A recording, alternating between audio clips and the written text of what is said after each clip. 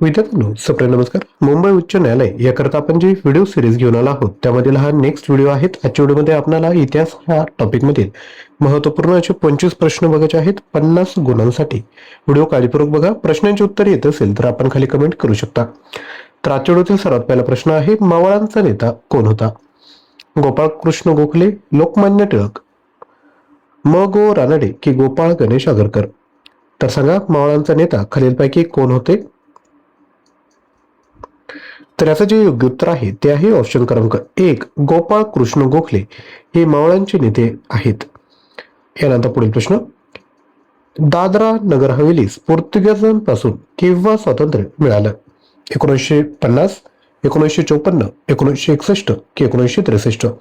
आणि हा जो दादरा नगर हवेली आहेच, परंतु गोवा जो आहे त्याला विद्यार्थी मित्रांनो स्वातंत्र्य कधी मिळालं तर 1961 मध्ये पोर्तुगीजांपासून स्वातंत्र्य मिळालं आहे. आणि हे जे दादरा नगर हवेली आहे याला जे स्वातंत्र्य तेव्हाच मिळालं आहे ते देखील 1961 मध्ये मिळालं. तर याच अनुषंगाने गोव्याची जी कॅपिटल आहे ती आहे पणजी, बरोबर.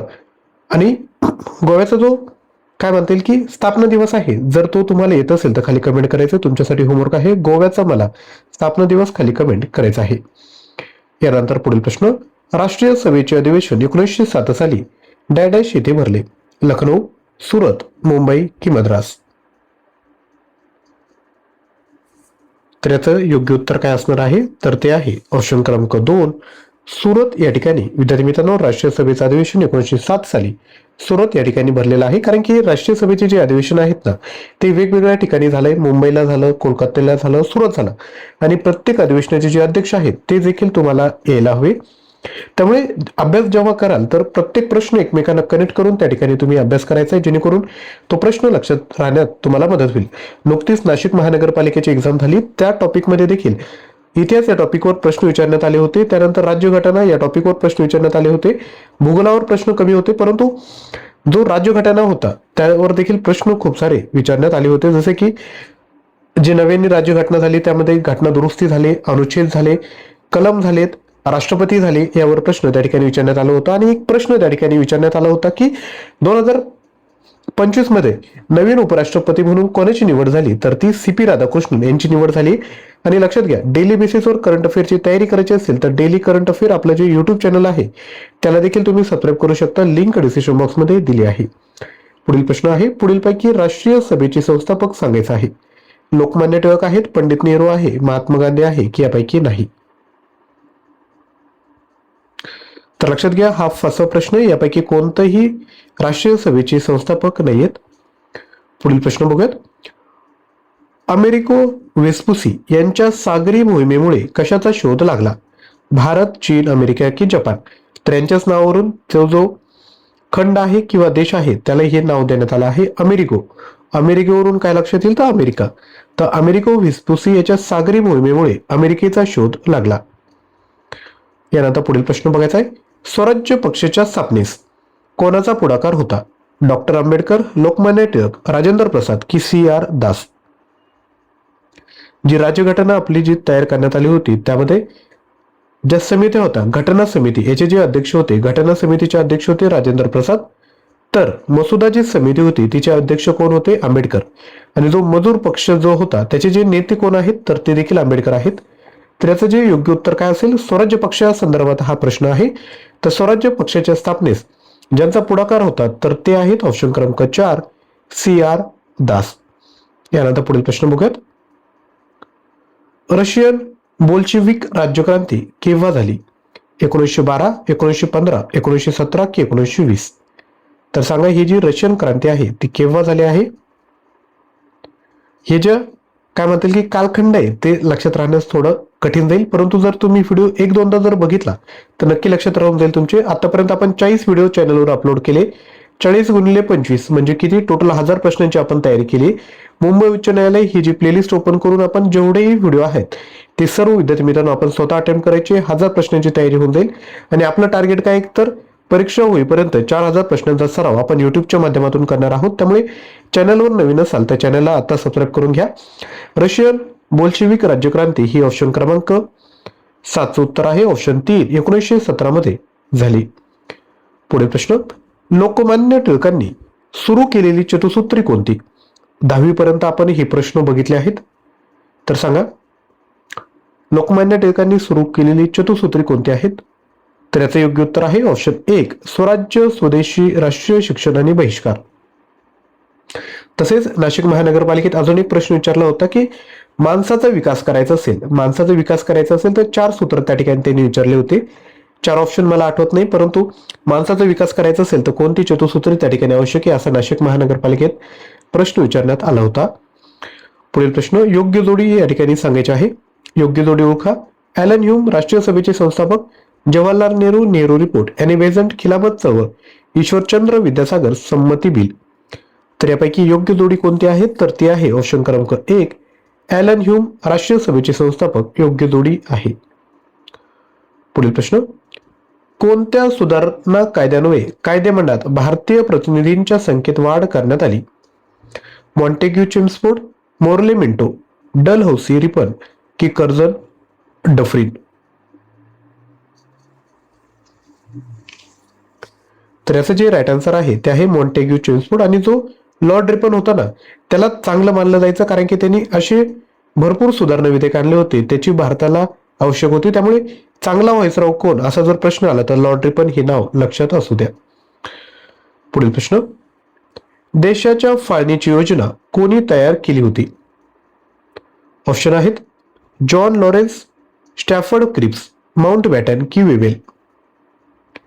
तर देशाच्या फाळणीची योजना जी आहे ती ऑप्शन क्रमांक 3 माउंटबॅटन, ज्याला आपण माउंटबॅटन योजना म्हणतो, त्यांनी तयार केली होती. पुढील प्रश्न कोणत्या कायद्यान्वये भारत मंत्री पदाची निर्मिती झाली? 1857, 1858, 1861 की 1881.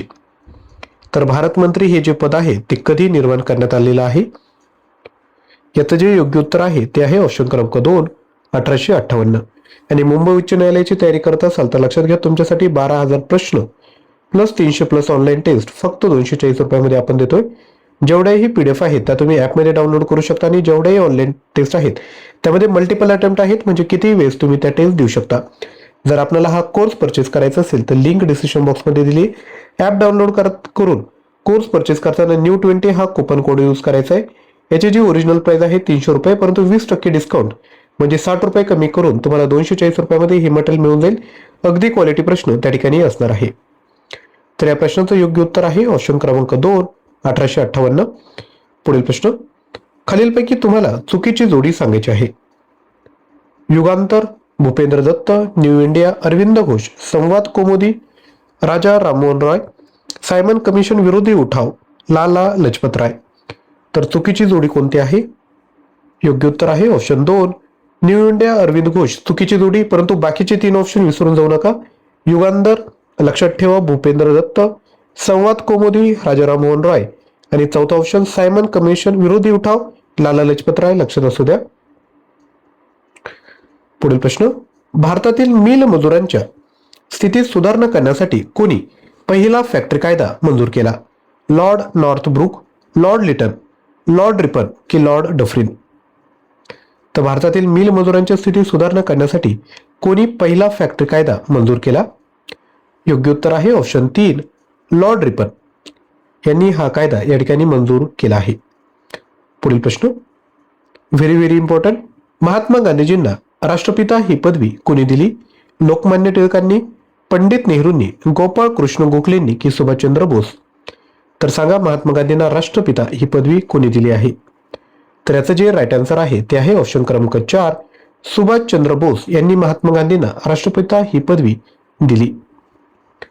पुढील प्रश्न पंडित जवाहरलाल नेहरू आधुनिक भारताचे शिल्पकार आहेत कारण ऑप्शन आहेत भारतात जगातील सर्वात मोठे लोकशाही राष्ट्र त्यांनी बनवले, त्यांना लहान मुले आवडत असत, पहिले पंतप्रधान होते की ते राष्ट्रवादी होते म्हणून. आधुनिक भारताचे शिल्पकार म्हणतात म्हणजे काय? तर त्यांनी भारतात जगातील सर्वात मोठी लोकशाही राष्ट्र बनवले. आणि पंडित जवाहरलाल नेहरू यांचा जो जन्मदिवस आहे 14 नोव्हेंबर हा बालदिन म्हणून साजरा करतात, लक्षात ठेवा. पुढील प्रश्न स्वातंत्र्यवीर विदा सावरकरांनी कोणती संघटना स्थापन केली? इंडिया हाऊस, यंग इंडिया, अभिनव भारत की अनुशीलन समिती. तर स्वातंत्र्यवीर विदा सावरकरांनी ऑप्शन 3 अभिनव भारत ही जी संघटना आहे ती स्थापन केली आहे? पुढील प्रश्न बघूयात. 1907च्या सुरत फुटीस कोण जबाबदार आहेत? गोपाळकृष्ण गोखले, दादाभाई नौरोजी, लोकमान्य टिळक की बिपिन चंद्र पाल? तर सांगायचं 1907च्या सुरत फुटीस कोण जबाबदार आहेत? तर ते आहेत ऑप्शन 3 लोकमान्य टिळक. पुढील प्रश्न बघूयात. राणीच्या जाहीरनाम्याने संस्थानिकांना कोणते आश्वासन दिले? प्रशासकीय मदत, संस्थाने खालसा न करणे, वसाहतीचे स्वराज्य की आर्थिक मदत? तर याचं जे राईट आन्सर आहे ते आहे संस्थाने खालसा न करणे. आणि विद्यार्थ्यांनो, आजचा जो व्हिडिओ आहे त्याचं टार्गेट आहे 1000+ लाईक. आपण खूप सारे विद्यार्थी व्हिडिओ बघतात परंतु व्हिडिओला लाईक करत नाही. तर नक्की विद्यार्थी मित्रांनो लाईक करा. लक्षात घ्या तुमचं लाईक आणि ज्यांना शक्य असेल ते खाली थँक्यू कमेंट करू शकता. लक्षात घ्या यामुळे आम्हालाही मोटिवेशन भेटतं की असंच कंटेंट आपल्यापर्यंत पोहोचवलं पाहिजे. तर नक्की लाईक विद्यार्थी मित्रांनो करा. पुढील प्रश्न. आचार्य विनोबा भावेंनी भूदान आंदोलन कोठे सुरू केले? साबरमती, मिरज, सेवाग्राम की नालगोंडा? तर आचार्य विनोबा भावेंनी जे भूदान आंदोलन आहे ते ऑप्शन 4 नालगोंडा या ठिकाणी सुरू केलं. यानंतर पुढील प्रश्न. बेहरामजी मलबारी हे कोणत्या समाजाचे होते? पारसी, सिंधी, मुस्लिम की मारवाडी? तर याचे योग्य उत्तर आहे ऑप्शन क्रमांक 1 पारसी. पुढील प्रश्न बघूयात. सुभाषचंद्र बोस यांनी आझाद हिंद सरकारची स्थापना कोठे केली? जर्मनी, जपान, इटली की सिंगापूर? तर सुभाषचंद्र बोस हे जे आहेत त्यांनी आझाद हिंद सरकारची स्थापना ऑप्शन 4 सिंगापूर या ठिकाणी केली आहे. पुढील प्रश्न. 1875 मध्ये वेल्सच्या राजकुमाराने भारतास भेट दिली त्यावेळी व्हाईसरॉय कोण होते? Lord Mayo, Lord Ripon, Lord Dufferin की लॉर्ड नॉर्थब्रुक? तर याचं जे राईट आन्सर आहे ते आहे ऑप्शन क्रमांक 4 लॉर्ड नॉर्थब्रुक. आणि तुमच्यासाठी आजचा पहिला होमवर्क आहे भारताचे सध्याचे राष्ट्रपती कोण? कमेंट करा. आणि भारताचे उपराष्ट्रपती कोण? कमेंट करा. हे तुमच्यासाठी 2 होमवर्क असणार आहेत. या प्रश्नाची उत्तरे खाली कमेंट करायची आहे. पुढील प्रश्न.